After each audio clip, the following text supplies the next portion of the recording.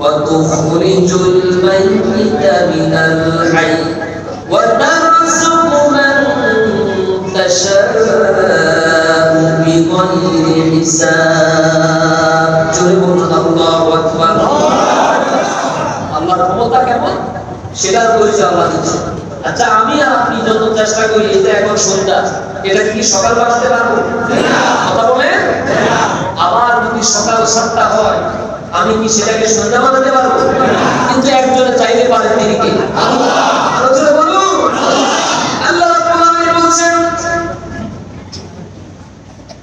তিনি রাতকে প্রবেশ করিয়ে দেন দিনের মধ্যে, দিনকে প্রবেশ করিয়ে দেন রাতের মধ্যে। তিনি জীবিত থেকে মৃতকে বের করেন, আবার মৃত থেকে জীবিতকে বের করেন। ক্ষমতা কার? আল্লাহ। আবার তিনি যাকে চান তাকে বেহিসাব রিজিক দান করেন। একটু জিকির করেন লা ইলাহা ইল্লাল্লাহ। আর বলে লা ইলাহা ইল্লাল্লাহ।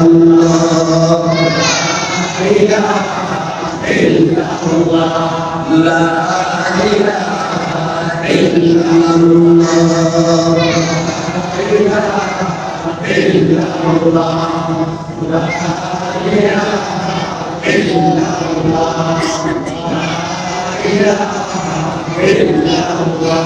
ওই কুটিহীন নীল আকাশ ভুবন মাঝে তুমি কুদরতি ইশারায় রেখেছো, ওই শ্যামল পৃথিবীর চিত্রকারী তুমি নিপুণ তোমার হাতে এঁকেছো। ও গো আল্লাহ শুকর তোমার, আমার যে মুসলিম করেছো। লা ইলাহা ইল্লাল্লাহ।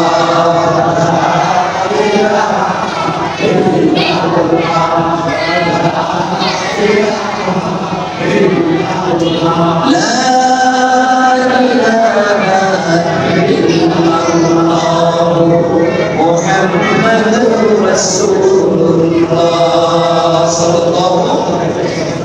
আমরা আল্লাহর কালাম থেকে 29 নম্বর পারা প্রথম সূরা, সূরাটির নাম হচ্ছে সূরাতুল মুলক। বলেন কি বলেছি? সবাই বলেন সূরাতুল মুলক। সূরা মানে তো সূরা, বুঝেছেন? আর মুলক মানে হচ্ছে রাজত্ব, মুলক মানে হচ্ছে কর্তৃত্ব। বুঝতে পেরেছি কথা? তার মানে বোঝা গেছে কোরআন শরীফের মধ্যে রাজনীতিও আছে না নাই? কিছু কিছু মুসলমান হয়েছে ঠিকই, কিন্তু ওরা এটা বিশ্বাস করতে রাজি নাই যে কোরআনের রাজনীতির কথা। কারণ কোরআন থেকে রাজনীতিকে যদি আলাদা করা হয় তাহলে ইচ্ছা মতো বোতল খাওয়া যায়, ইচ্ছা মতো টানা যায়, ইচ্ছা মতো পকেটে ভরা যায়, ইচ্ছা মতো চলা যায়, ঠিক না? আর যখনই বলা হয়, যখনই বুঝবে যে না ইসলাম কোরআন থেকে রাজনীতি আলাদা আলাদা কোনো বিষয় না, ইসলাম থেকে রাজনীতি আলাদা কোনো বিষয় না, তখনই আপনার সব জীবনের সকল কাজে সকল বিষয়ে দেখবেন যে আলাদা একটা মজা, একটা তৃপ্তি, একটা বরকত পাবে। ঠিক না? এই মুলক শব্দের অর্থ হচ্ছে রাজত্ব। আর এগুলা রাজত্বের মালিকানা কার? আল্লাহ। এই সূরার মধ্যে 30টা আয়াত আছে। কয়টা আয়াত আছে? 30টা আয়াত আছে। সূরাটি নাযিল হয়েছে আল্লাহর হাবিব সাল্লাল্লাহু আলাইহি ওয়াসাল্লাম যখন মক্কাতে ছিলেন। কোরআন মাজিদে এই কোরআনের মধ্যে সূরাগুলো দুই প্রকার। কয় প্রকার? দুই প্রকার। সবাই বলেন দুই প্রকার। তো সকালবেলা যদি কেউ জিজ্ঞেস করে গতকালকে মাহফিল থেকে কি শিখছেন, বলবেন কোরআন শরীফের সূরাগুলো কয় প্রকার? দুই প্রকার। একটা হলো মাক্কি সূরা, আরেকটা হচ্ছে মাদানী সূরা। একটা হচ্ছে মাক্কি সূরা, আরেকটা হচ্ছে মাদানী সূরা। মাক্কি সূরা বলা হয় রাসূল সাল্লাল্লাহু আলাইহি ওয়াসাল্লাম হিজরতে অর্থাৎ মদিনায় যাওয়ার আগে মক্কাতে থাকাকালীন যে সূরাগুলো আল্লাহর পক্ষ থেকে নাযিল হয়েছে সেগুলোকে বলা হয় মাক্কি সূরা। আর মাদানী সূরা বলা হয় মক্কা থেকে মদিনায় হিজরত করার পরে আল্লাহর পক্ষ থেকে তার হাবিব সাল্লাল্লাহু আলাইহি ওয়াসাল্লামের উপরে যে সূরাগুলো নাযিল হয়েছে সেগুলোকে কি সূরা বলে? মাদানী সূরা বলে। এই পর্যন্ত বুঝছেন তো? এই সূরার মধ্যে আয়াত আছে কয়টা?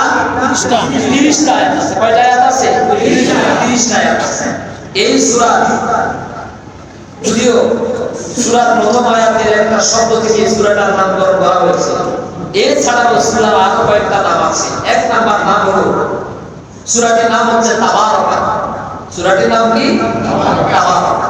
এই তাবারাকা শব্দের অর্থ হচ্ছে অতীব বরকতময়, অতি মহান, সবচাইতে মহান, সবচাইতে বরকতময় কে?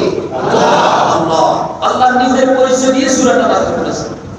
এখন লক্ষ্য করুন, এই সূরাতে তেলাওয়াত করবে আল্লাহ তাআলার পক্ষ থেকে তাকে অনেক বরকত দান করবে। সুবহানাল্লাহ। যে ব্যক্তি সূরাটা তেলাওয়াত করবে প্রত্যেকদিন। দুই নম্বর সূরাটির নাম হচ্ছে সূরাতুল মুনজিয়া। এই মুনজিয়া শব্দের অর্থ হচ্ছে নাজাত দানকারী। এই সূরাটা যে ব্যক্তি নিয়মিত তেলাওয়াত করবে আল্লাহ সুবহানাহু ওয়া তাআলা তাকে জাহান্নাম থেকে নাজাত দান করবে। সুবহানাল্লাহ। সুবহানাল্লাহ। তিন নাম্বার নাম হচ্ছে, সূরাটির নাম হচ্ছে সূরাতুল মানিয়া, অর্থাৎ বাধা দানকারী। যখন মৃত ব্যক্তিকে কবরে রাখা হবে, এই সূরা তেলাওয়াতকারী ব্যক্তি যদি মারা যায়, কবরে ফেরেশতারা যখন তাকে সওয়াল করতে আসবে, প্রশ্ন করতে আসবে, তখন এই সূরাটা আল্লাহর বান্দার পক্ষ থেকে তাদেরকে বাধা প্রদান করবে। সুবহানাল্লাহ। ফজিলত কম না বেশি? কম না বেশি? আপনি বলুন, হুজুর আমি তো শিখতে পারি। শিখতে পারেন না, শেখার চেষ্টা করুন। অথবা আপনার ঘর থেকে অন্তত একটা বাচ্চাকে মাদ্রাসায় নিয়ে পারবেন ইনশাআল্লাহ। আপনার মামার উসিলা হিসাবে বাচ্চাটাকে আমাদের দাঁড়াবে ইনশাআল্লাহ। আমার বন্ধুগণ, এই সূরা মুলকের ফজিলত বর্ণনা করতে গিয়ে আল্লাহর হাবিব সাল্লাল্লাহু আলাইহি ওয়াসাল্লাম নিজের পবিত্র জবান মোবারক থেকে বলছেন, عن أبي هريرة رضي الله تعالى عنه أن رسول الله صلى الله عليه وسلم قال إن سورة من كتاب الله আল্লাহর কিতাবের মধ্যে, আল্লাহর কোরআনের মধ্যে এমন একটা সূরা আছে, মা হিয়া ইল্লা 30 আয়াত, যে সূরার ভিতরে 30টা আয়াত আছে। শাফাআত লিরাজুলিন ইয়াউমাল কিয়ামাহ, কিয়ামতের দিন এই সূরা তেলাওয়াতকারী ব্যক্তির জন্য আল্লাহর কাছে এই সূরা সুপারিশকারী হয়ে দাঁড়িয়ে যাবে। ফাআখরাজাতুহু মিনান নার, ফাআখরাজাতুহু মিনান নার, যে ব্যক্তি আল্লাহর কোরআনের এই সূরা মুলক তেলাওয়াত করবে, প্রত্যেক রজনীতে যে ব্যক্তি সূরা তেলাওয়াত করবে, শোয়ার আগে ঘুমানোর পূর্বে, আল্লাহ নবী সাল্লাল্লাহু আলাইহি ওয়াসাল্লাম বলেন এই সূরা জাহান্নামের আগুন থেকে তাকে বের করে আনবে। ওয়া আদখালাতুহুল জান্নাহ, ওয়া আদখালাতুহুল জান্নাহ, এই সূরাটা যে ব্যক্তি নিয়মিত তেলাওয়াত করবে, সূরা মুলক তেলাওয়াতকারী ব্যক্তিকে আল্লাহ রাব্বুল আলামিনের কালামে মাজিদের সূরা, তাকে আল্লাহ তাআলা এমন বৈশিষ্ট্য দান করবেন, এমন মর্যাদা দান করবেন, এই সূরার কারণে আল্লাহর বান্দা সরাসরি আল্লাহর জান্নাতে প্রবেশ করবে। বিষয়টা লক্ষ্য করেন। দুনিয়ার কোন রাষ্ট্রপ্রধানের ওয়াদা নয়, দুনিয়ার কোন সাধারণ মসজিদের ইমাম সাহেবের বক্তব্য নয়। যখন কোন ইমাম সাহেব, খতিব সাহেব, মুফতি, মুহাদ্দিস, মুফাসসির সাহেব বলেন আল্লাহু তাআলা, এই শব্দের অর্থ হলো আল্লাহ তাআলা বলেছেন, যদি আল্লাহর নাম নিয়ে শুরু করেন তখন সামনে যে কথাগুলো বলেন বুঝতে হবে এই কথা হলো আল্লাহ, আর আল্লাহর কথার মধ্যে কোনো সন্দেহ থাকতে পারে না। যদি কোন ইমাম সাহেব, কোন আলেম قال رسول الله সাল্লাল্লাহু আলাইহি ওয়াসাল্লাম অথবা قال النبي সাল্লাল্লাহু আলাইহি ওয়াসাল্লাম বলে সামনে কোনো কথা বলতে থাকে, এর মানে বুঝতে বাকি রয় না, শ্রোতাদের বুঝতে কোনো কষ্ট হয় না, এই কথা দুনিয়ার কোনো সাধারণ মানুষের কথা না, এই কথাটা হলো মুহাম্মদ রাসূলুল্লাহ সাল্লাল্লাহু আলাইহি ওয়াসাল্লাম। এই পর্যন্ত বুঝতে পেরেছেন? বাংলা ভাষাভাষী তো আমরা এই জন্য কথাটা ভেঙে দিচ্ছি। যদি কখনো খতিব সাহেব বলেন আল্লাহু তাআলা, অর্থাৎ আল্লাহ তাআলা বলেছেন, কি বলেছেন? আলহামদুলিল্লাহি রাব্বিল আলামিন। তার মানে এই আল্লাহ আল্লাহ বলেছেন। এই কথা যখন শ্রোতারা কানে নেয় তখন কোন ইমানদার এই কথা আর অবিশ্বাস করতে পারে না, এই কথার মধ্যে কোনো সন্দেহ থাকতে পারে। যদি বলেন ক্বালা রাসূলুল্লাহ সাল্লাল্লাহু আলাইহি ওয়াসাল্লাম, অর্থাৎ আল্লাহ রাসূল সাল্লাল্লাহু আলাইহি ওয়াসাল্লাম বলেছেন, কি বলেছেন? এই যে আমি একটা হাদিস বলেছি, তার মানে বুঝতে হবে এই কথার মধ্যে কোনো সন্দেহ নাই। আল্লাহর কথা যেমন শতভাগ সত্য, আল্লাহর হাবিবের কথাও শতভাগ বিশ্বাস করেন সবাই? তাহলে দেখেন তো এই যে একটা সূরা, সূরা মূল, এই সূরাটা তেলাওয়াত করলে আপনার কয়টা লাভ হবে দেখেন। এক নম্বরে হলো এই সূরা কিয়ামতের দিন আপনার পক্ষ হয়ে আল্লাহর কাছে সুপারিশ করবে। দুই নম্বরে হলো এই সূরা জাহান্নাম থেকে আপনাকে রক্ষা করবে। তিন নাম্বার বৈশিষ্ট্য হলো এই সূরা কিয়ামতের দিন আল্লাহর জান্নাতে আপনাকে প্রবেশ করায়া দিবে। সূরাটার নাম কি? মাশাআল্লাহ, বলেন তো সূরাটার নাম কি? সূরাতুল মুলক। অনেকে এখনো বলতে পারে না, বলেন সূরাতুল মুলক। সূরা মুলক কেমন? বলেন মুলক। মিম লাম কাফ। এই মুলক শব্দের অর্থ হচ্ছে রাজত্ব। মুলক শব্দের অর্থ হচ্ছে ক্ষমতা। মুলক শব্দের অর্থ হচ্ছে কর্তৃত্ব। तमाम কুল কায়নাতের একচ্ছত্র কর্তৃত্ব, ক্ষমতা পাওয়ার কার? আল্লাহ। বিশ্বাস করেন তো? আমরা একটা ওয়ার্ড সভাপতি হলে আমাদের গর্বে এলাকার মানুষ ঘুমাইতে পারবে কথা বলতে আমি পাড়ায় বলতেছি ওর উপর থেকে নির্দেশ দিছে পাড়ায় মহল্লায় কমিটি গঠন করে তালিকা করে করে থানায় জমা দাও। এরকম একটা সময় যায় না? গেছে কিনা বলে? পাড়ায় মহল্লায় তোমাদের নেতৃত্বে, কার নেতৃত্বে বুঝছে? নেতৃত্বে তালিকা করো, তালিকা করে করে থানায় জমা দাও।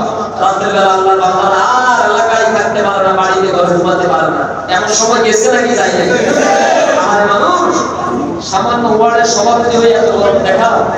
আর আমার আল্লাহ তামাম কুল কায়নাতের ক্ষমতার মালিক। তুমি আমি আমরা সবাই, আপনারা সবাই কত নাফরমানি করি, কত গুনাহ করি না? করি কিনা বলে? কত মিথ্যা কথা বলি, কত অপরাধ করি। আল্লাহর এত ক্ষমতা, এরপরে কি ফেরেশতা পাঠায় গাড়িতে একটা শর্ট দিছে? এটা আছে জোহর নামাজ পড়লি না কেন? খাস আমার অক্সিজেন দেয় আমি, বৃষ্টি দেয় আমি, পানি দেয় আমি, মেঘ দেয় আমি, রোদ আমার, চন্দ্র আমার, সূর্য আমার, সবই তো আমার। ফলমূল আমার, গাছগাছালি আমার, জমিন আমার। আমার জমিন থেকে আমার জমিনের পরে আমার সেজদা কেন দিলি না? ফেরেশতা পাঠায় গালের মধ্যে চড় দিছে। বাঁচতে বললে কেন দিছে? তুমি ওয়ার্ডের সভাপতি, অপরাধ কি? ও তোমার দল করে না। কথা বলে ও তোমার দল করে না, ওর অপরাধ এটাই। আচ্ছা, খেলার মাঠে দল কি একটা থাকে নাকি দুইটা থাকে? একটা থাকলে কি খেলা হয়? একটা থাকলে কি খেলা হয়? খেলা হওয়ার জন্য, খেলাটা সংগঠিত হওয়ার জন্য কয়টা দল লাগে?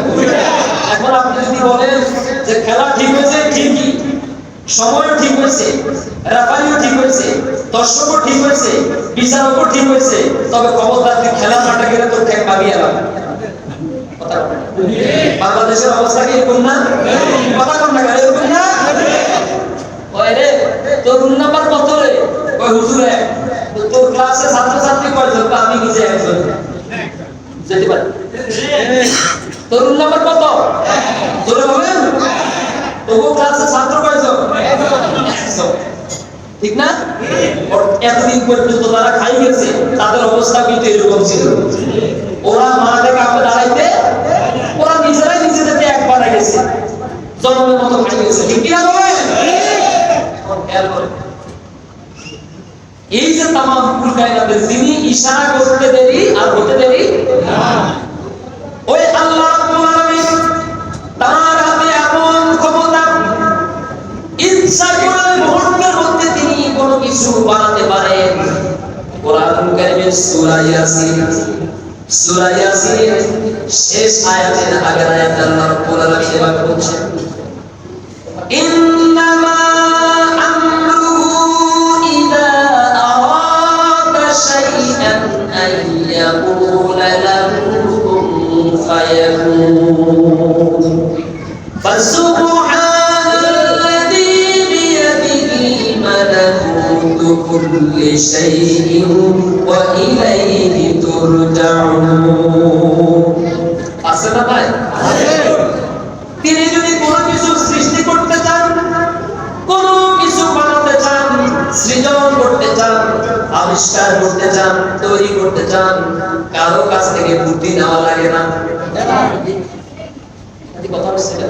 এই কথা বলতেছে এই হুজুররা কথা বলে না ওই হুজুরের বসাতে ওই ছোট বড় বড় বস্তু ইনশাআল্লাহ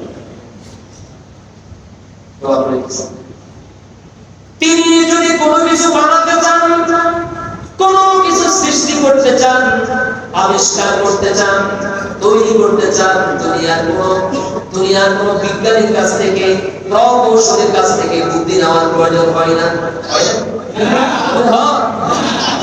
কোন জায়গাতে কতটুকু পরিমাণ বৃষ্টি নাজিল করা প্রয়োজন ওই এনে ওই জ্ঞান আল্লাহ রাব্বুল আলামিনের কাছে আছে না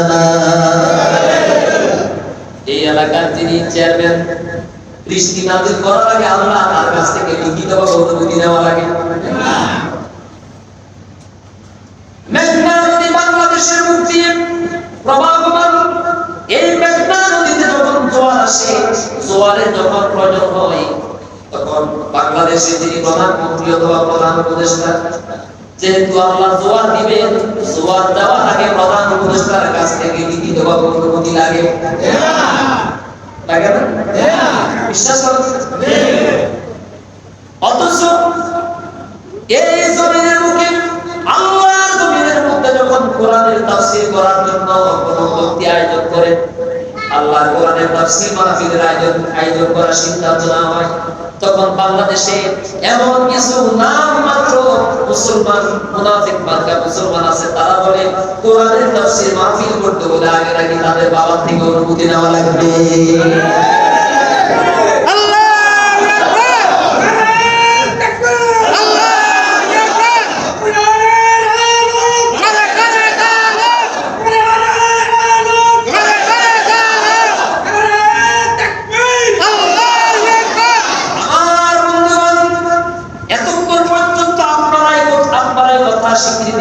সমর্থন করেছেন জোয়ার থেকে আল্লাহ কারো কাছে অনুমতি লাগে না যেহেতু নদী আল্লাহ মেঘ থেকে বৃষ্টি পড়ে অনুমতি লাগে না চেয়ারম্যানের যেহেতু মেঘটা জমিন তো চেয়ারম্যানের বাফে